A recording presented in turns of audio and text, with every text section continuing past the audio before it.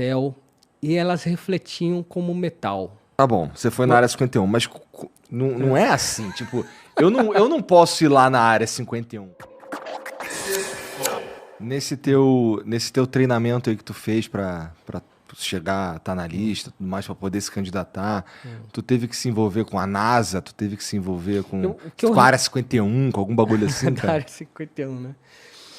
A área 51 foi, na verdade, Tu foi na área 51? Fui na área 51 para provar para mim mesmo que eu tinha culhões naquela época, vamos dizer assim, né? Eu era mais jovem e a área 51 era um desafio que eu acreditava como uma coisa impossível, né? Falar assim, Cara, nossa... tá bom, você foi na área 51, mas não é assim, tipo, eu não posso ir lá na área 51. Teve uma galera fazendo lá dancinha lá um tempo atrás aí, fantasiado de ET na área 51 e tudo mais, e tinha lá os caras armados pra furar quem tentasse entrar. Como é que foi isso? Eu tava nos Estados Unidos quando um cara criou uma comunidade no Facebook, uma página, né, no Facebook, vamos invadir a área 51. Isso viralizou, entrou 2 milhões de pessoas falando assim, vamos combinar o dia e a hora. Vamos fazer uma avalanche ali, entra todo mundo, né? Era mais ou menos assim. E o Trump chegou e falou assim, se vocês forem, vai tomar tiro. Falou bem assim, direto ao ponto, né? Porque é uma área militarizada, né? Não é só uma ex-base secreta, né? Porque a área 51 já caiu em filme, já caiu em tudo, né? Tem no Indiana Jones, a área 51. Pô. Mas era a última base secreta, né? A área 51. E existem diversas lendas por trás da área 51, que ali existe engenharia reversa de um disco tu já ouviu falar ali... naquele gringo lá? Como é que é o nome dele mesmo? Eu sempre esqueço, cara. O Robert Lazar? Lazar, Bob Lazar, Bob, isso aí. O apelido é Bob. Ele é o cara que diz ele, né, que voltou de lá e ele tinha sido contratado para fazer a engenharia reversa num disco voador. Numa parada num motor antigravidade. Tá lá no Netflix para você assistir e você olhar muito olho ruim. no olho. Eu vi, é muito ruim. Você acreditou nele? Não? Cara, então, ó, vou te falar. Eu vi esse documentário aí, é ruim, porque tem uns trechos assim meio... a construção do documentário é meio tosca, pra ser sincero. Mas ele fez um podcast com o Joe Rogan, que, cara, ele fala várias paradas ali que são fáceis de acreditar, vai? Então...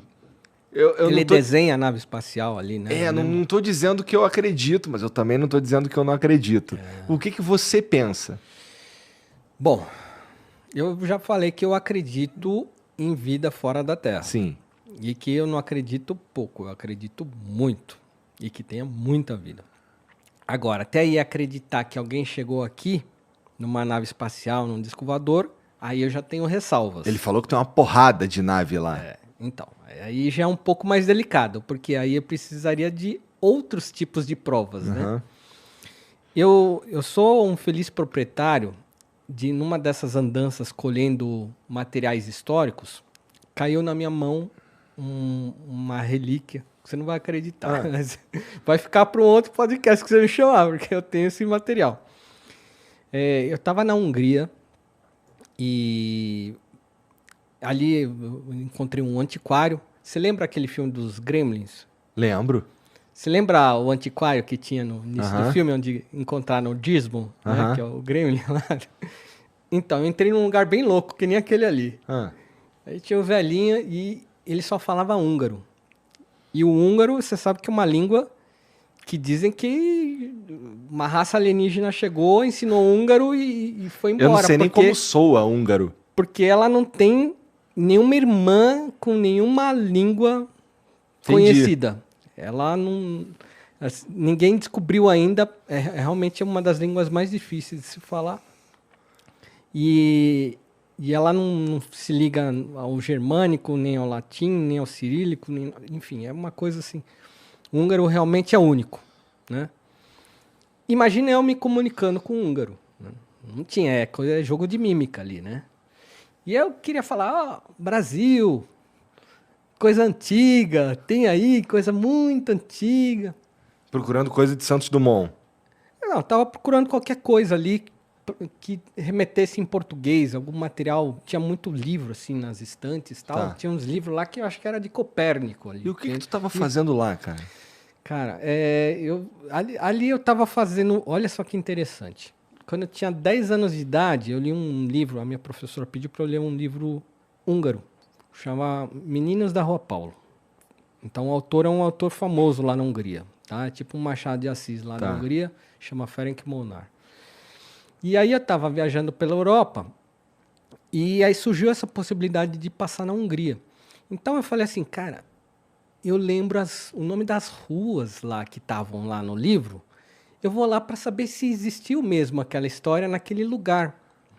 E quando eu cheguei no lugar, realmente existia tudo que estava no livro. As ruas, bonitinho, tudo certinho. Eu achei, eram uns meninos, era um livro infantil, eu li quando eu tinha 10 anos de idade, meninos que brincavam de guerra, né, de conquistar o forte do outro, era aquela coisa, né, de guerra de bolinha de areia e tal. E eu descobri esse lugar lá. E aí eu falei, olha, aqui realmente aconteceu, a rua Ferenc Molnár, existe até a praça Ferenc Molnár, tá aqui a área baldia e tudo mais, eu quero levar alguma lembrança daqui. E aí, quando eu vi o antiquário, eu falei, antiquário, eu adoro história, eu queria pegar algum registro como uma lembrança daquele lugar.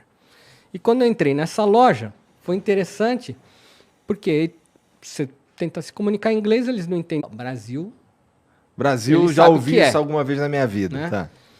E aí ele foi lá para trás lá da loja, me deixou ali naquele momento que eu falei, o que vai acontecer agora, né? Tipo, ele me largou aqui, é para eu esperar, não é para eu esperar, não sei, né? Ficou aquela situação esquisita.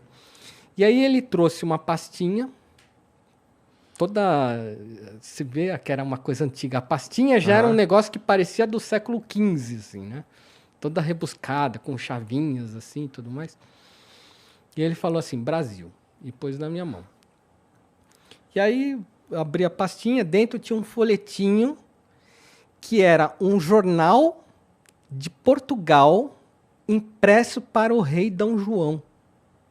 Tava lá na capa, né? Era uma espécie, naquela época, o rei ele se informava por jornal, o que estava acontecendo ao redor, né, dos outros países. E aquilo estava escrito em português, mas não em bom português, porque o português de 1760 ali é um português que as letras ali se misturam. O F, na verdade, tem som de S. Então, para você ler é um pouco chato. Entendi. Você lê bem devagar aquele documento. Mas eu falei, cara, quero levar isso aqui, né? E o cara cobrou super barato. Sei lá, foi coisa assim de 20 euros o negócio. Eu falei assim, caramba, cara, que pichincha. E o cara nem sabe o que tem nesse documento. Eu sei, porque eu leio português. E eu não li na hora do que se tratava, mas eu vi que era uma coisa muito valiosa. Olha como você dá umas, né, caçadas ali, né? Então você encontra umas coisas nessa vida. Na volta do avião, que aí eu tive tempo, falei, vou dar uma lida agora naquele documento aqui, né? E eu comecei a ler, assim, meu olho arregalou. Assim, aí tinha um texto, e ele falava de aparições. Olha só o que era o documento. Ele falava assim, nesta data de 26 de maio de 1700, na Irlanda do Norte se encontrou várias pessoas estavam a avistar o zênite, não sei, é uma linguagem toda esquisita, né? E aí eles falam assim, bolas luminosas apareceram no céu e elas refletiam como metal. Aí eu li aquilo ali e falei, como assim, bola que reflete como metal? Tem alguma coisa estranha aqui. O relato, naquela época, eles já sabiam diferenciar o que era um cometa e o que não se sabia dizer o que era. Lembrando que isso daí muito antes, 200 anos antes de Santos Dumont. Sim, 200 anos antes de Dumont, e ali ele tem um relato naquele jornal que 1000 pessoas testemunharam lá na região da Irlanda ali, bolas de metal lutando nos céus. Falei, cara, como assim? O que pode ser isso? Aparentemente, e eu não estou dizendo que é, mas aparentemente ali é um relato do primeiro OVNI que se tem na história e foi parar na minha mão por 20 euros. E aí eu olhei doideira. aquilo ali e falei, cara, isso aqui é poderoso, deixa eu guardar isso aqui. Então, até hoje, assim, eu só mostrei para um amigo meu que é ufólogo esse material, né? E ele olhou, aí ele já queria tirar foto, publicar. Eu falei, não, peraí, calma aí. A humanidade não está preparada para isso aqui. Eu não sei o que fazer com aquele documento, mas ele faz parte hoje do meu acervo. E é muito interessante e extremamente intrigante aquele documento. Então, era um jornalzinho que era enviado para o rei, para a corte, para eles se inteirarem de tudo o que estava acontecendo na Europa. E um dos assuntos era uma coisa extremamente indecifrável, uma luta nos céus de objetos voadores. O que pode ser isso? Me diga pode você. Ser isso? Sei lá, tu que foi na área 51, porra. Então, Como é que foi essa visita aí? É por isso que eu quis ir. Eu falo assim, meu, acontecem muitas coisas incríveis, né, nessa vida, né?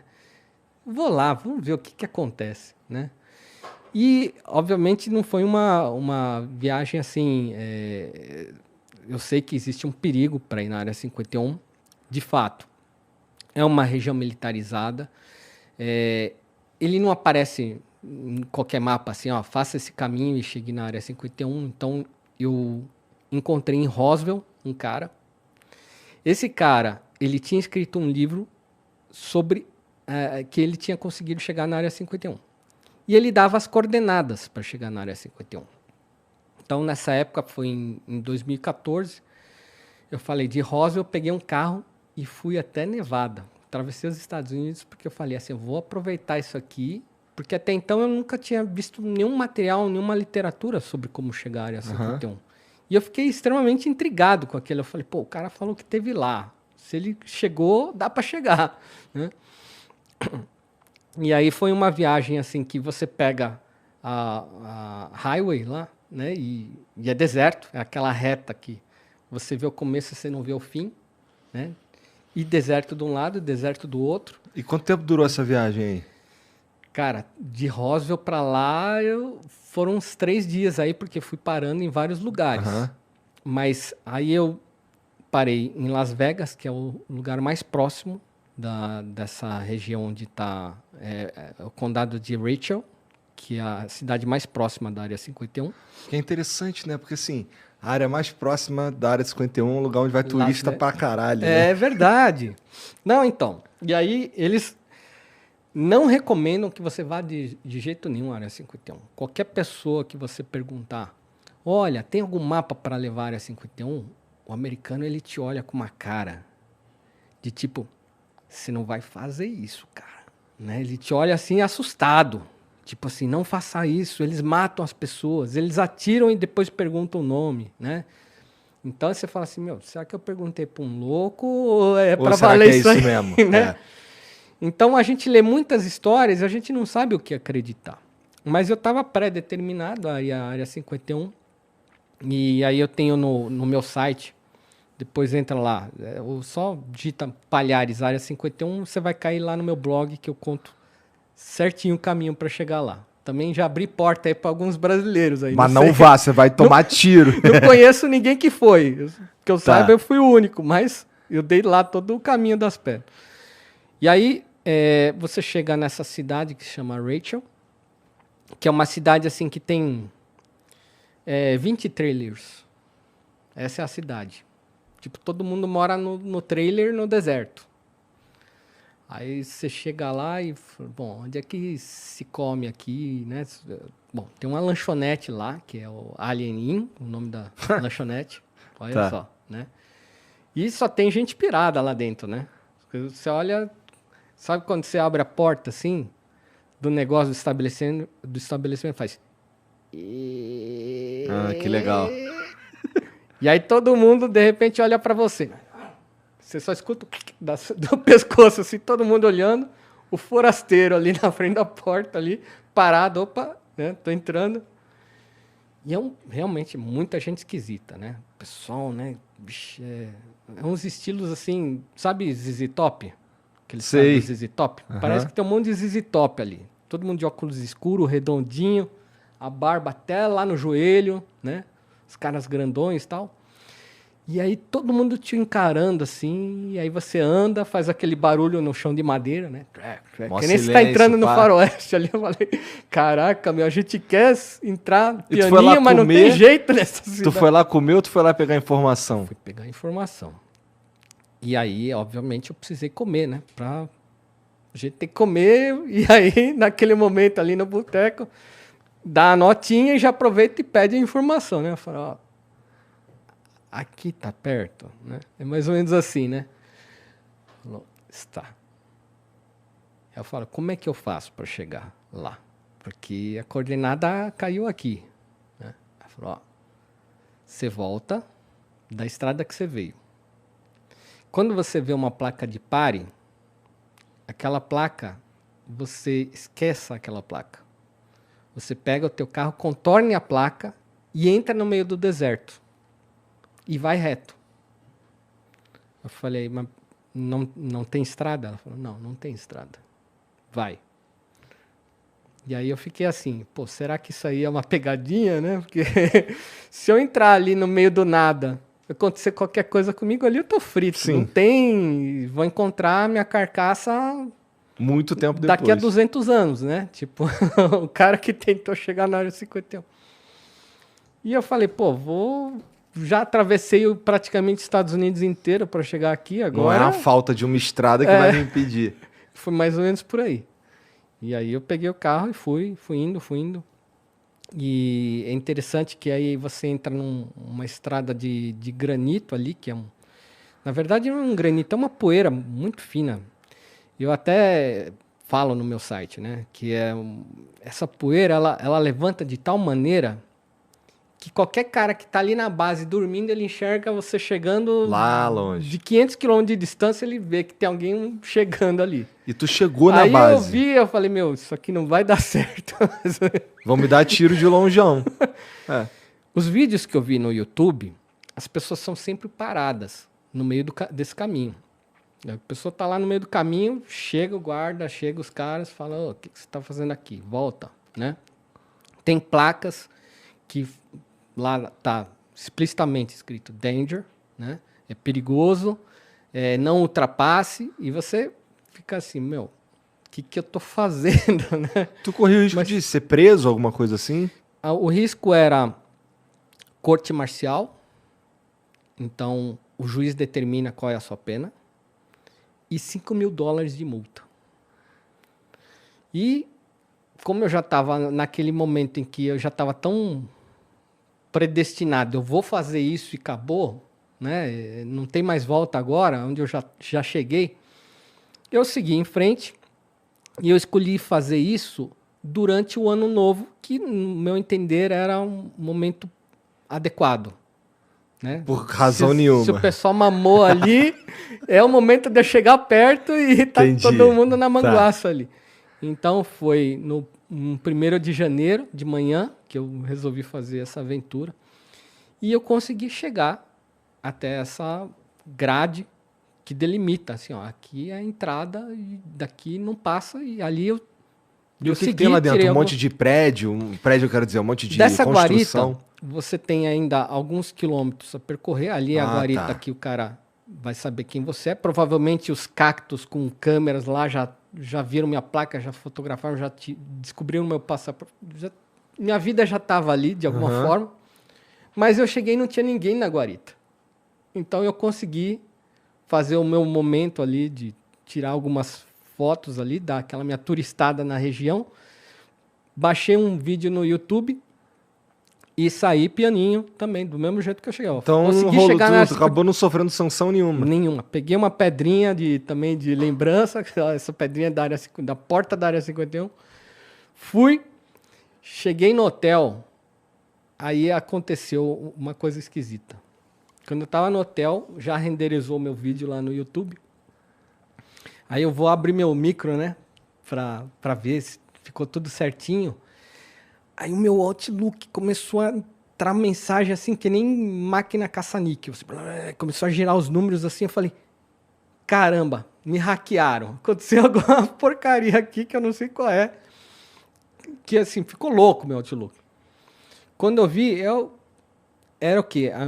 As minhas mensagens do pessoal que viu o meu vídeo, que foi pro Trend Tops do YouTube. De repente, nível mundial, escala mundial, eu recebi 120 mil visitas em 5 minutos, foi uma coisa assim. E todo mundo ali comentando, isso daí não é a Área 51, é o quintal da minha casa. Isso aí, cara, você é meu herói. Oh, não, isso aí não é a Área 51, conta outra, mané. Então, tinha de tudo ali, né? E o pessoal comentando, e eu falei, puxa, ainda bem, pensei que já tinha invadido o meu micro aqui, né? Porque foi uma parada bombástica. Sinistra. 2014, tá falando? 2014 que eu fui pra Área 51. Que doideira. E daí pra frente eu não soube de mais ninguém que chegou lá. E realmente eu tive muita sorte, porque depois eu vi vários outros vídeos e eu vi gente que se deu muito mal mesmo de ir pra lá. E eu falei, puxa, não volto mais. Já resolvi a minha parada ali.